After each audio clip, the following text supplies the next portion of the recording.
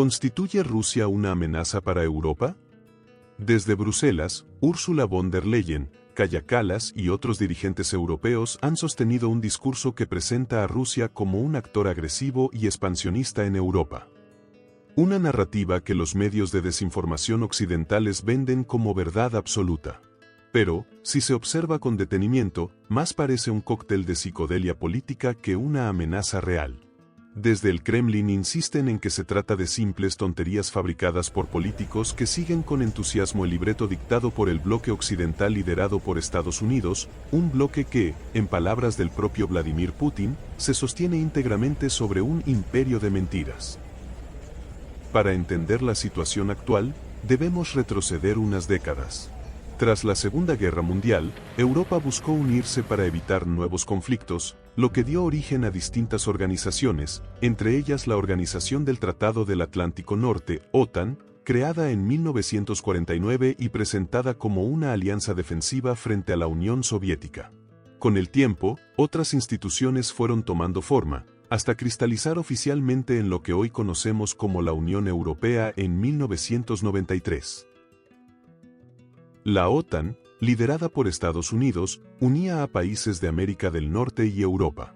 En teoría, debía garantizar seguridad, en la práctica, nunca dejó de expandirse. Y con el colapso de la Unión Soviética, lejos de disolverse, como cabría esperar de un escudo que había perdido al enemigo, empezó a engordar. Uno a uno, los países del este se sumaron tanto a la Unión Europea como a la propia OTAN. Lo que en Occidente se presentaba como un proceso natural de integración democrática, en Moscú se interpretaba de manera mucho más realista, una expansión militar hasta sus fronteras, un cerco disfrazado de buenas intenciones y una amenaza directa a su soberanía y existencia misma. Entonces, cabe volver a la pregunta inicial, si Rusia representa una amenaza para Europa. Para Occidente, la respuesta es un sí categórico. La incursión rusa en Ucrania se ve como una agresión militar injustificada. Rusia sería el actor que invadió un país soberano, sin provocación legítima. Un episodio más de su supuesto afán imperial. Bajo esta narrativa, el conflicto no sería regional ni tendría raíces históricas o geopolíticas, sino una amenaza directa a la seguridad, la estabilidad y los valores europeos. Lo que deliberadamente se omite en este relato es el contexto. La expansión constante de la OTAN hasta las mismas fronteras rusas. Un cerco militar que Moscú lleva décadas denunciando como amenaza existencial. Pero esa parte, para los gobiernos y medios occidentales, nunca entra en el guión oficial. Para Rusia, la guerra en Ucrania no comenzó en 2022, como muchos creen y como insisten en repetir los medios de desinformación pro-occidentales. Tras las protestas del Euromaidán y el derrocamiento del gobierno prorruso en Kiev, el nuevo régimen ucraniano adoptó una política dura contra las regiones del este. En el Donbass, de mayoría rusoparlante, Ucrania desplegó tropas, tanques y aviones contra la población local. Para Moscú, aquello fue el verdadero inicio de la guerra. Durante 2014 y 2015, los acuerdos de Minsk, firmados en la capital bielorrusa por representantes de Ucrania, la Federación Rusa, la República Popular de Donetsk y la República Popular de Lugansk, intentaron poner fin a la violencia. Pero nunca se implementaron plenamente. Rusia sostiene que la comunidad internacional guardaba silencio mientras Kiev incumplía de manera sistemática dichos acuerdos que supuestamente debían garantizar la paz. Efectivamente, años más tarde, quedó claro que los acuerdos de Minsk habrían estado mal concebidos desde el inicio por parte de Occidente. En diciembre de 2022, la ex canciller alemana, Angela Merkel, lo reconoció en una entrevista con el diario Die Zeit, desatando una tormenta política en Europa. Los acuerdos de Minsk, según sus propias palabras, no fueron pensados como una solución definitiva, sino como un recurso para dar tiempo a Ucrania de rearmarse y fortalecerse. Admitió que esos acuerdos fueron planificados como un engaño. No sirvieron para resolver la situación en el Donbass, sino únicamente para rearmar y reentrenar a las fuerzas armadas ucranianas. Ese país aprovechó ese periodo para hacerse más fuerte, como se puede ver hoy, declaró en aquel entonces. También señaló que en aquella época Rusia tenía la capacidad de aplastar fácilmente a Ucrania, y dudó de que la OTAN hubiera estado en condiciones de brindar la ayuda que actualmente proporciona. Según el periódico digital Interferencia, poco después Putin aseguró haberse sorprendido con los dichos de la ex canciller, con la cual compartió en decenas de ocasiones durante la última década y media. Honestamente, me tomó completamente por sorpresa, afirmó. Es decepcionante. Sinceramente, no esperaba oír algo así de la ex canciller. Estas palabras reflejan más que un simple disgusto político. Muestran el sentir de un hombre que se sabe traicionado. En Putin, la decepción parece estar ligada a valores que él mismo reivindica: la lealtad, la palabra empeñada, la confianza personal y que considera quebrantados. No es solo una declaración diplomática contra Merkel. Es el reflejo de alguien que interpreta la política internacional, no como un juego cínico, sino como un terreno donde el honor y la confianza deberían tener aún un lugar preponderante. Al no lograrse la paz, durante 8 años los habitantes del Donbass vivieron bajo fuego constante, con miles de muertos y millones de desplazados. Entretanto, la OTAN se expandía hacia el este y el gobierno ucraniano insistía en la posibilidad de integrarse a la Alianza Atlántica. Para el Kremlin, esa era una línea roja. La entrada de Ucrania en la organización militar liderada por Washington era algo que nunca aceptaría. En febrero de 2022, tras años de tensiones y recriminaciones, Moscú finalmente lanzó lo que denominó Operación Militar Especial. De acuerdo con el discurso ruso, su objetivo era desmilitarizar y desnazificar Ucrania, impedir su entrada en la OTAN, proteger a la población del Donbass y garantizar la seguridad de Rusia frente a la expansión militar de la OTAN. Revisemos un extracto del anuncio en que Putin declaró el inicio de la operación militar especial en 2022 y presentó las razones que la motivaban. Уважаемые граждане России, дорогие друзья, сегодня вновь считаю необходимым вернуться к трагическим событиям, происходящим на Донбассе, и ключевым вопросам обеспечения безопасности самой России. Имею в виду расширение блока НАТО на восток, приближение его военной инфраструктуры к российским границам. Хорошо известно, что на протяжении 30 лет мы настойчиво и терпеливо пытались договориться с ведущими странами НАТО о принципах равной и неделимой безопасности в Европе. В ответ на наши предложения мы постоянно сталкивались либо с циничным обманом и враньем, либо с попытками давления и шантажа. А Североатлантический альянс тем временем, несмотря на все наши протесты и озабоченности, неуклонно расширяется. Военная машина движется. И, повторю, приближается к нашим границам вплотную. И анализ поступающей информации показывает, что столкновение России с этими силами неизбежно. Это только вопрос времени. Они готовятся, они ждут удобного часа. Теперь претендуют еще и на обладание ядерным оружием. Мы не позволим им этого сделать. Как уже говорил ранее, Россия после развала СССР приняла новые геополитические реалии. Мы с уважением относимся и будем также относиться ко всем вновь образованным на постсоветском пространстве странам. Мы уважаем и будем уважать их суверенитет. И пример тому – помощь, которую мы оказали Казахстану, который столкнулся с трагическими событиями, с вызовом своей государственности и целостности. Но Россия не может чувствовать себя в безопасности, развиваться, существовать с постоянной угрозой, исходящей с территории современной Украины. Напомню, что в 2000-2005 годах мы дали военный отпор террористам на Кавказе, отстояли целостность нашего государства, сохранили Россию. В 2014 году поддержали крымчан и севастопольцев. В 2015 применили вооруженные силы, чтобы поставить надежный заслон проникновению террористов из Сирии в Россию. Другого способа защитить себя у нас не было. То же самое происходит и сейчас.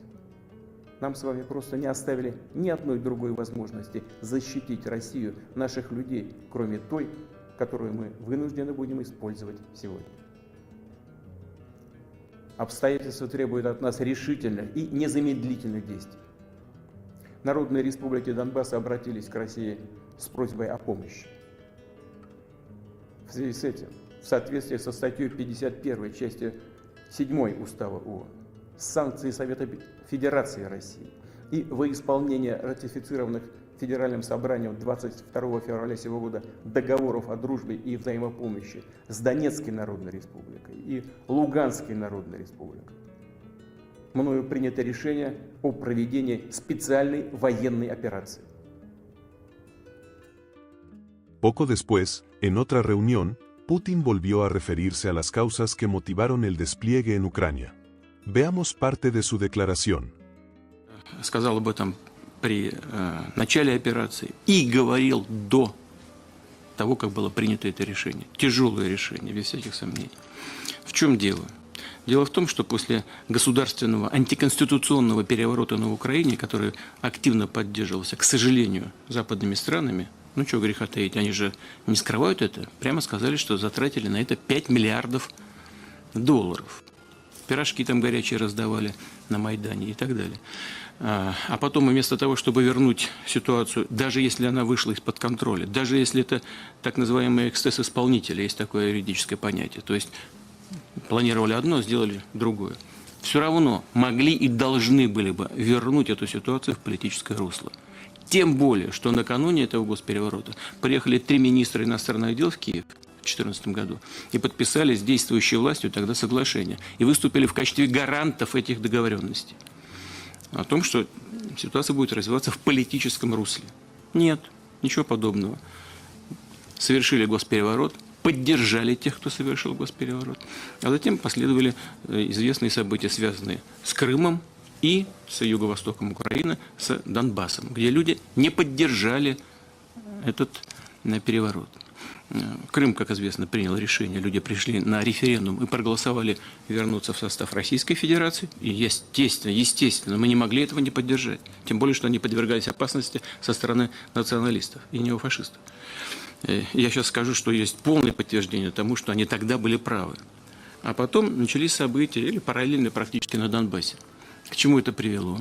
Люди, которые, по сути, начали сопротивляться такому развитию событий, начали подвергаться преследованию, и на этой территории киевские власти начали проводить военные операции. Провели 2 крупномасштабных карательных военных операции с применением тяжелой техники, авиации боевой. Прямо били, значит, по Донецку. Прям по площадям лупили сверху. Значит, танки, авиация и так далее. Обе эти кампании военные оказались провальными.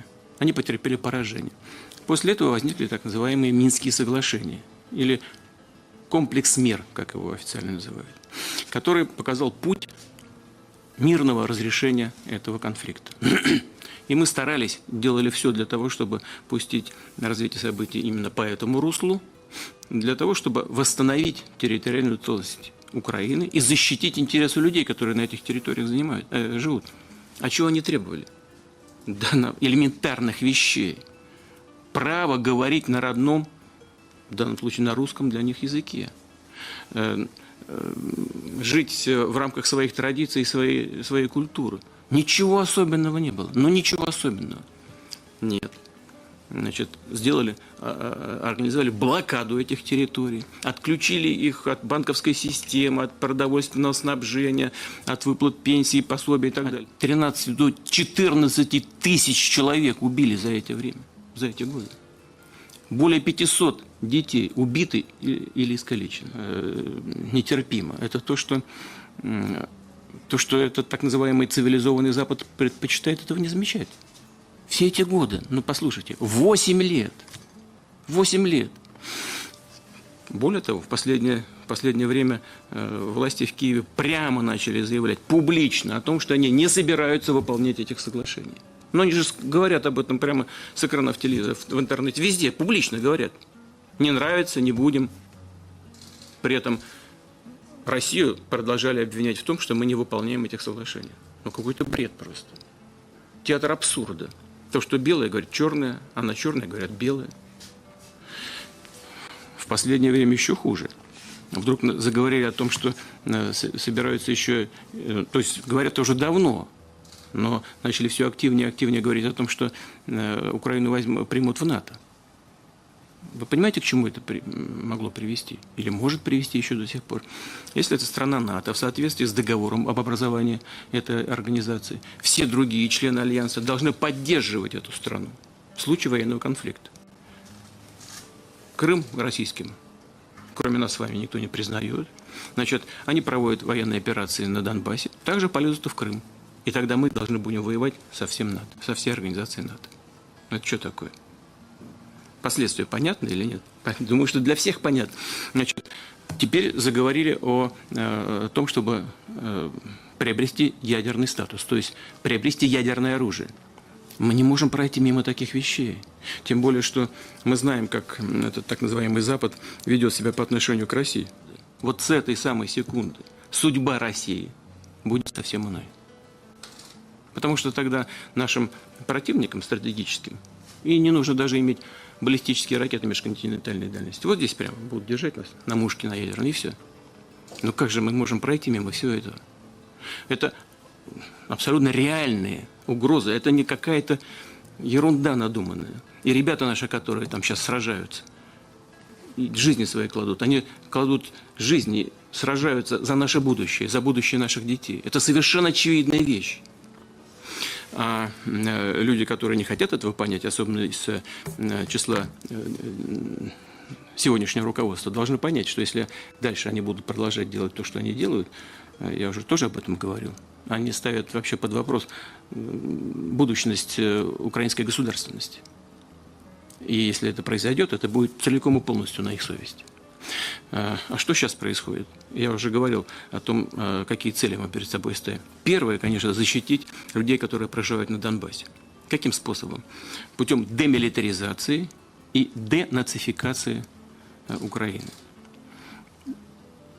Придание нейтрального статуса. Почему? Потому что если нейтральный статус, то уже в НАТО не соберутся. А у них в Конституции записано, что они идут в НАТО. То, что сейчас происходит, это тоже очень важно. Но вот смотрите, захватили в заложники иностранных граждан. Вот в Сумах, в Харькове свыше 6 тысяч молодых людей, студентов, согнали на железнодорожный вокзал и держат уже третьи сутки. Послушайте, третьи сутки держат там ребят. Мы всем сказали. Донесли это до действующего руководства Украины. Да, конечно, сейчас все сделаем. Донесли до лидеров ведущих европейских стран. Я лично говорил. Да, сейчас повлияем. Сказали генеральному секретарю Организации Объединенных Наций. Да, сейчас разберемся. Никто, ничего. То, что сейчас происходит. Para Occidente, en cambio, la entrada de Rusia en Ucrania fue una invasión ilegal que buscaba expandir el poder ruso sobre un Estado soberano, reforzando la visión de Rusia como enemigo en Europa. Este evento se convirtió en el pretexto perfecto para que los líderes europeos consolidaran la idea de que Moscú representa una amenaza directa para los países occidentales. Dirigentes como Ursula von der Leyen, Kaja Kallas y el ex vicepresidente de la Comisión Europea, Josep Borrell, no solo han señalado al Kremlin como responsable de desestabilizar Europa, sino que también han respaldado una campaña mediática que, en ocasiones, ha recurrido a discursos falsos e imágenes manipuladas para reforzar la acusación de agresión rusa. Borrell, en varias intervenciones públicas afirmó que las fuerzas rusas cometieron atrocidades durante los primeros días de la invasión, utilizando imágenes ampliamente distribuidas en redes sociales. Sin embargo, estas imágenes fueron rápidamente desmentidas por verificadores como AFP Fact Check y Bellingcat, quienes demostraron que algunas no eran recientes o provenían de otros conflictos. Este tipo de narrativa ha sido una constante entre los dirigentes europeos, que no solo promueven una imagen negativa de Rusia, sino que, en algunos casos, también recurren a la distorsión de los hechos para justificar sus políticas. Un claro ejemplo de esta retórica fue el plan presentado por von der Leyen en marzo de 2025, denominado Rearmar Europa, que moviliza hasta 800.000 millones de euros para reforzar el apoyo militar a Ucrania. En su discurso, la presidenta de la Comisión Europea subrayó que Europa está lista para reforzarse, mencionando la amenaza muy real que representa Rusia, en un contexto de creciente alarma. La psicodelia e hipocresía de Ursula von der Leyen contra Rusia no conocen límites. En un discurso pronunciado ante el Parlamento canadiense en 2023, vinculó la invasión rusa de Ucrania y las supuestas ambiciones territoriales de Putin con la Alemania nazi y la Segunda Guerra Mundial. En ese momento, sostuvo que los valores de la libertad y la democracia estaban siendo desafiados como nunca antes por la invasión a Ucrania. Todo esto, porque Putin se niega a reconocer la libertad y la independencia de ese país. No podemos aceptar esto. Nunca aceptaremos que un poder militar con fantasías imperiales empuje sus tanques a través de una frontera internacional, afirmó. En 2022, durante un discurso ante la Eurocámara centrado en la guerra en Ucrania, von der Leyen afirmó que desde el momento en que las tropas rusas cruzaron la frontera, la respuesta europea ha sido unida, decidida e inmediata. Destacó que debemos estar orgullosos de ello porque hemos recuperado la fuerza interior de Europa. También dejó claro que las sanciones contra Rusia llegaron para quedarse. Insistió en que este es el momento de mostrar determinación y no apaciguamiento, y que ese es el precio del reguero de muerte y destrucción causado por el presidente Putin. Aseguró que esta no es solo una guerra contra Ucrania, sino una guerra contra nuestra energía, nuestra economía, nuestros valores y nuestro futuro. Definió la confrontación como autocracia contra democracia y expresó su convicción de que con valentía y solidaridad Putin será derrotado y Europa prevalecerá. Todo esto demuestra una histeria casi descabellada por parte de von der Leyen. Los delirios de Kaja Kallas son aún mayores. En enero de 2025, durante una conferencia en Estonia, afirmó que los líderes globales están considerando la posibilidad de fragmentar Rusia en naciones más pequeñas para mitigar su amenaza al orden mundial. Según ella, Rusia alberga muchas naciones distintas en su interior, y dividirla en naciones más pequeñas podría ser beneficioso para limitar el poder de un solo gran Estado. Sin embargo, Kakita parece ignorar el hecho de que la doctrina militar rusa contempla el uso potencial de armas nucleares si se ve amenazada la supervivencia del Estado. ¿Qué pasa por la cabeza de Kakita? ¿Realmente cree posible fragmentar Rusia? Esta mujer parece tener la cabeza completamente vacía, una verdadera bicoca.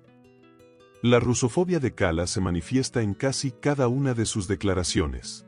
En una nota publicada en junio de 2024 por el periódico The Guardian, Kakita sostuvo que Rusia es una potencia imperial revanchista y defendió la necesidad de intensificar las sanciones, incrementar el suministro de armas, establecer tribunales para juzgar crímenes de guerra, así como también confiscar activos rusos e incluso prohibir la entrada de turistas rusos a la Unión Europea. En la plataforma X escribió: "Dejen de emitir visas de turista a los rusos. Visitar Europa es un privilegio, no un derecho humano. El transporte aéreo desde Rusia está suspendido. Esto significa que, mientras los países Schengen continúan emitiendo visas, los vecinos de Rusia cargan con la carga, Finlandia, Estonia y Letonia, los únicos puntos de acceso. Es hora de poner fin al turismo desde Rusia ahora". Resulta difícil comprender discursos de este tipo, aunque una cosa sí es evidente: Kakita guarda silencio frente a los asesinos de Gaza.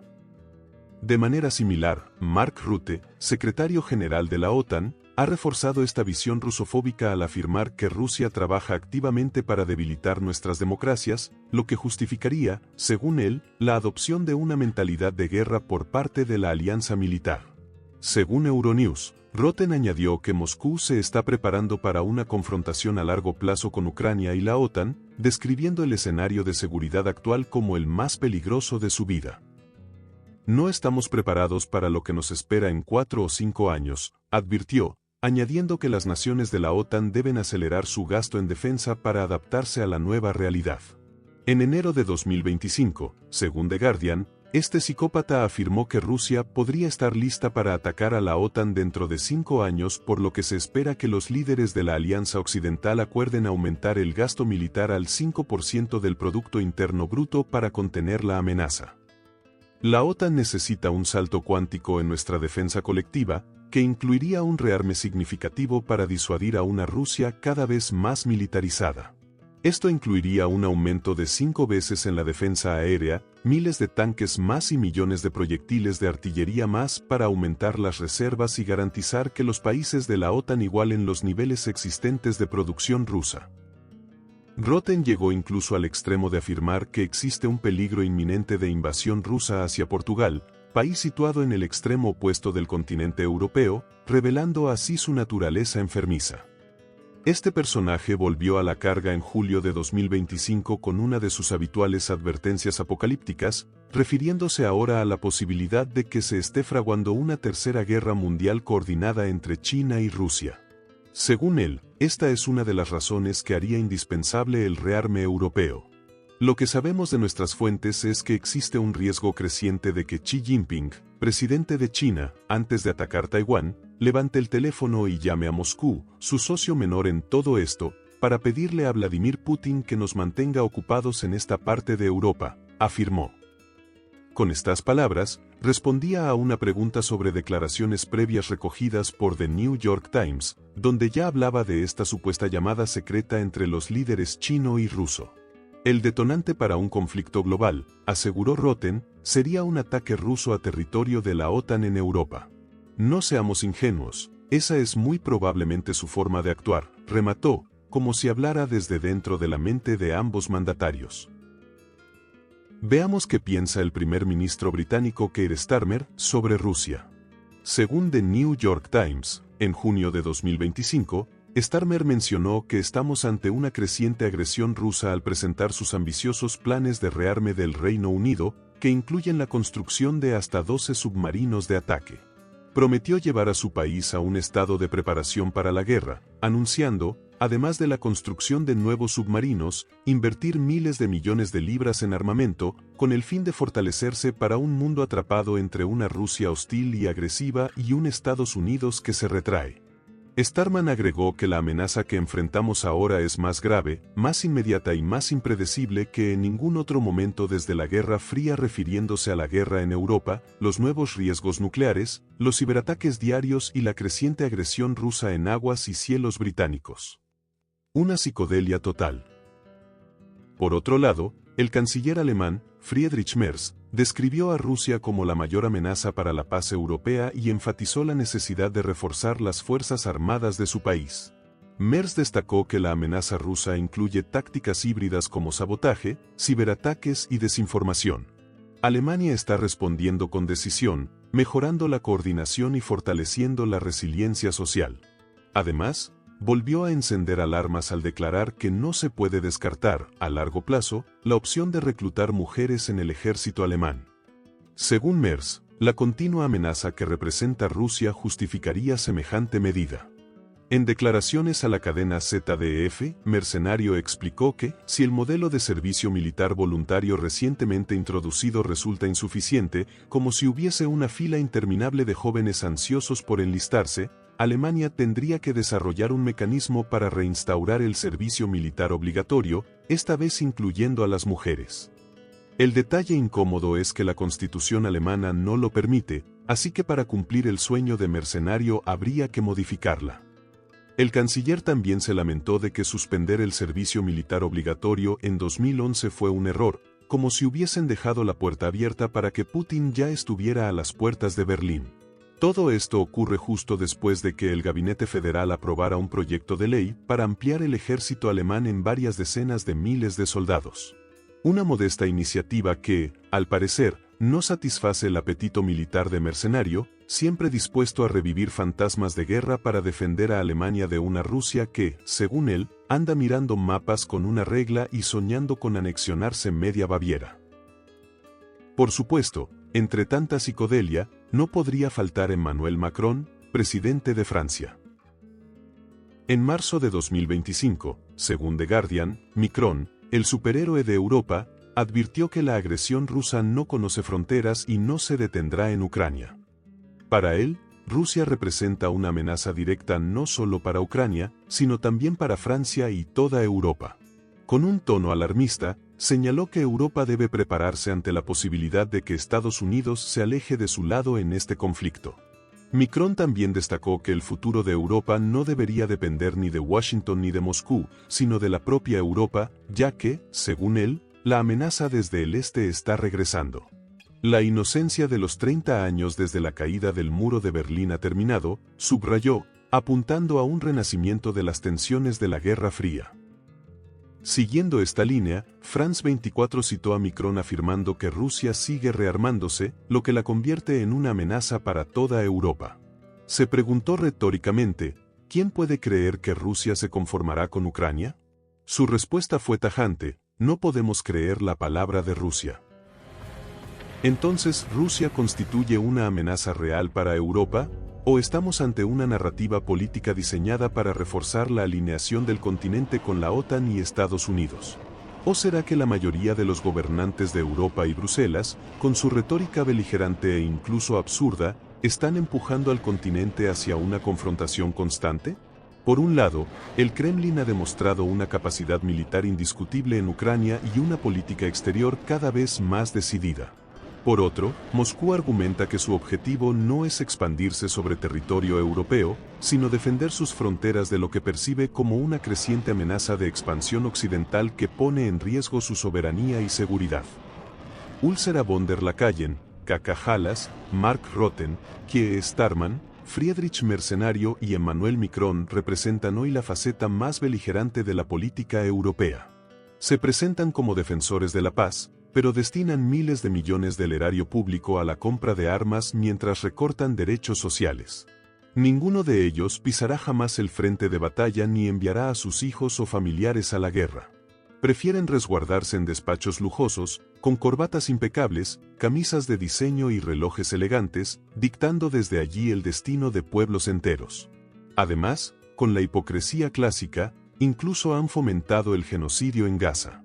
La psicodelia de su discurso, marcada por una rusofobia obsesiva y delirante, los convierte en auténticos lacayos de intereses ajenos a los de sus ciudadanos, asesinos de guante blanco que se esconden tras la retórica de la democracia y la seguridad europea. Recordemos las palabras de Erich Harman, y nunca las olvidemos: la guerra es un lugar donde jóvenes que no se conocen y no se odian se matan entre sí, por decisión de viejos que sí se conocen y se odian, pero no se matan. Que estas palabras nos sirvan de advertencia y de memoria. No permitamos que esto ocurra, para que nunca más tengamos que escuchar los ecos de la guerra y las sombras de la muerte provocados por decisiones tomadas desde la comodidad de escritorios lejanos. Que la razón, el amor y la dignidad prevalezcan siempre por sobre la locura de quienes insisten en sacrificar vidas ajenas en nombre de sus más deleznables ambiciones. Suscríbete al canal Antropoceno para más actualidad, ciencia y naturaleza. Comparte este video, deja tu like y cuéntanos tu opinión en los comentarios. Tu voz importa y queremos escucharla.